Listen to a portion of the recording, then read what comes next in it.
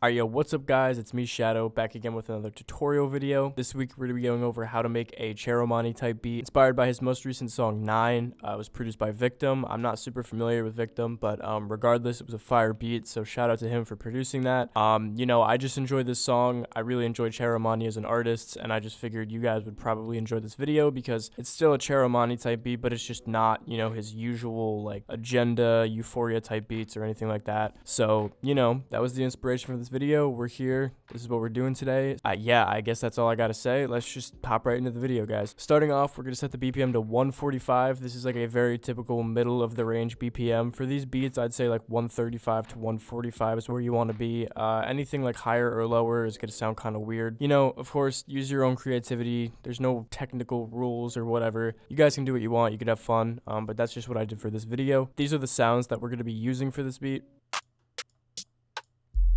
As you can hear, pretty much the only unique part about this beat is the 808. It is the Jug sub 808 from the free plugin beat kit on Reddit. Like literally just search free plugin beat kit, Reddit.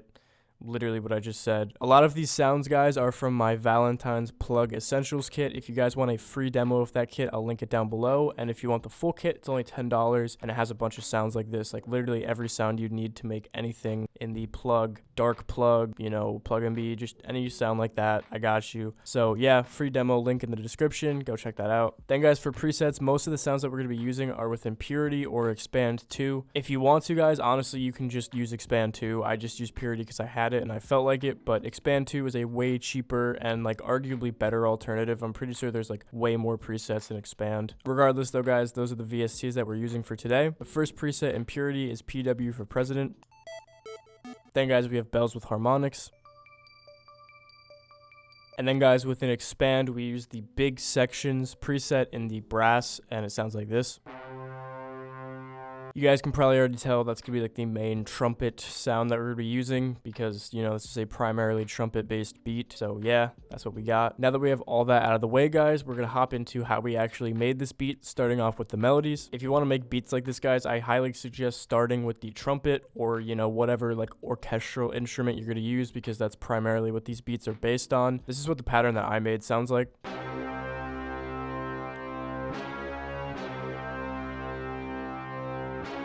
Yeah, it's not complicated at all, like whatsoever. I'm sure there's like a million different ways to go about this, but what I personally do just to make, the trumpets or whatever orchestral instrument I'm using sound bigger and better is I just take whatever notes I want to use and I just copy and paste them, lower them down octaves. If you guys see, the primary notes are a C and C sharp, and oh look, it's a C and a C sharp in every octave. It's just pasting it down an octave to, give it some high end and some low end, especially low end. You want a lot of low end in these beats. That's literally all I have to say though, because yeah, I mean, look at the pattern. Not much for me to talk about here, is there? Then guys, just as some background ambience, we're gonna add the bells with harmonics. It's gonna sound like this.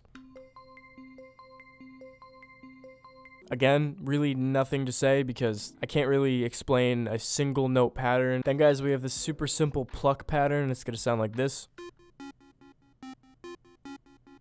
Super simple. These melodies are more about sounding dark and like repetitive and catching a vibe. It's not really about making anything complex and crazy. So I just went with, an F, C sharp, and a C. The F note is the only note that we haven't used in our previous chord progressions, but since we already made those previous patterns, we can just build upon the notes that we already used, which are primarily a C and C sharp. The F I just threw in there. I'm gonna be honest, I just used my ears because, as you guys know, I don't know music theory. There will be a day in the future where I learn music theory and I look back on these videos and it's probably gonna hurt a lot. And then the last melody sound we have, guys, is the tubular bell, and it's gonna sound like this.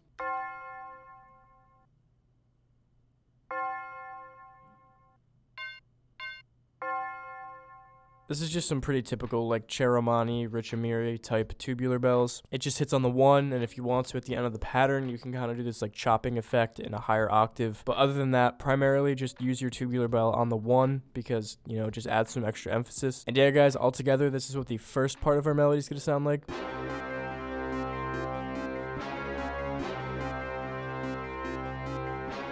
And this is what the second part is going to sound like.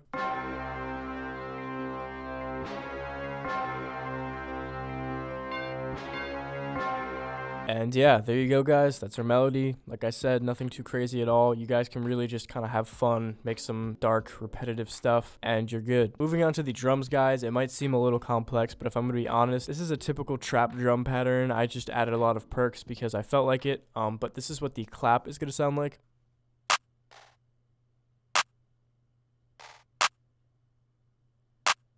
I kind of use the clap as a perk. You can see like there's certain parts where I put the clap in the lower octave. I make them into a roll and stuff like that. This is really just me having fun and experimenting, guys. The more you just do stuff that you feel like would be cool, I feel like the better your beats are going to be, because the less that you're tied to, you know, specific rules and genres, the more you're going to have fun, the more your beats are going to improve. So really just have fun with your beats. You know, that's probably the best tip I could give for any producer at all. After the clap, guys, we have the hi-hat, which is going to sound like this.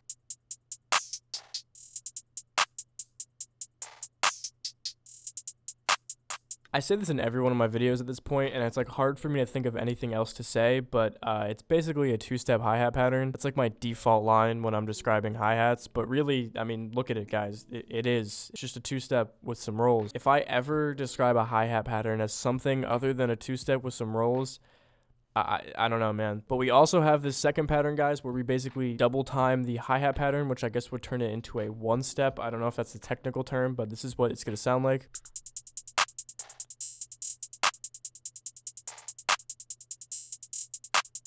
Essentially the same thing, except every other note is playing a lower velocity, so you know it gives us some bounce and movement. We're also only going to add two rolls. As you can see, one is right here and the other is right here. They're both like different levels of chops. One is more chopped than the other, but other than that, you know, just have fun. This is something that you definitely want to do if you're trying to make a 9 type beat, because as you can hear, it switches from a 2-step, you know, more typical pattern to a 1-step, or whatever you'd call this, where it like speeds up twice as fast. That is probably one of the most unique parts about the beat, so you definitely want to include these in yours. Then, guys, we have the perks and snares. This is the first sound we're going to throw in.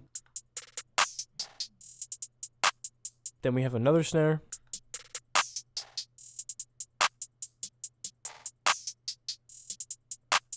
Then we have that classic plug and B room.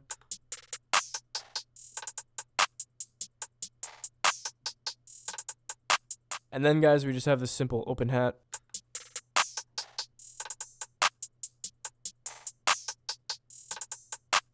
The last sound we have, guys, is that typical Zay chant. You know, it's like in every plug beat. It sounds like this.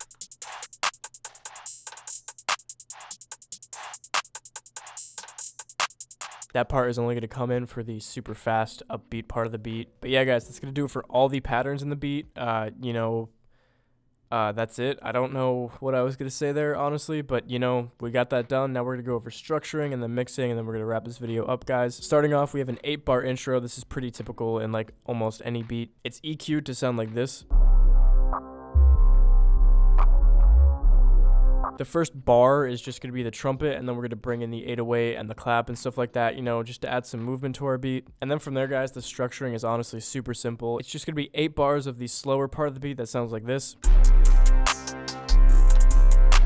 After those previous 8 bars, we're going to follow it up with 8 bars of the faster paced part of the beat.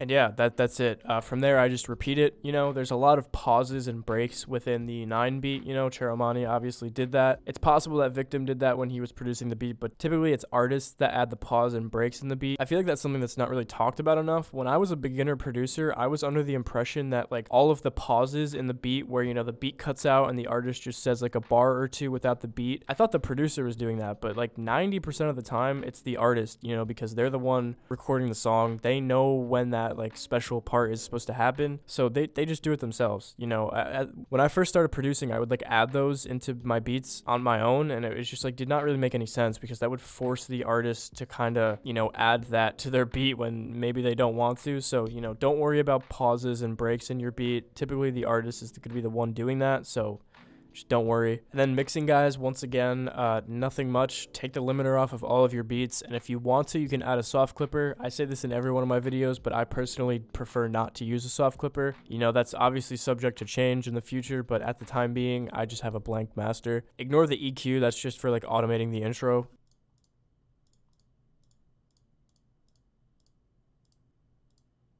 Okay, apparently that's it. The sub 808 we're gonna make stereo. It's not something you typically hear in like trap beats, but I feel like stereo 808s might be like becoming more popular. I've been hearing it more often, and I used to kind of think it was stupid, but I'm not gonna lie, in some beats, if you do it properly, it does sound pretty good. Same thing for the Zay chant. We're gonna make it stereo, and that is it.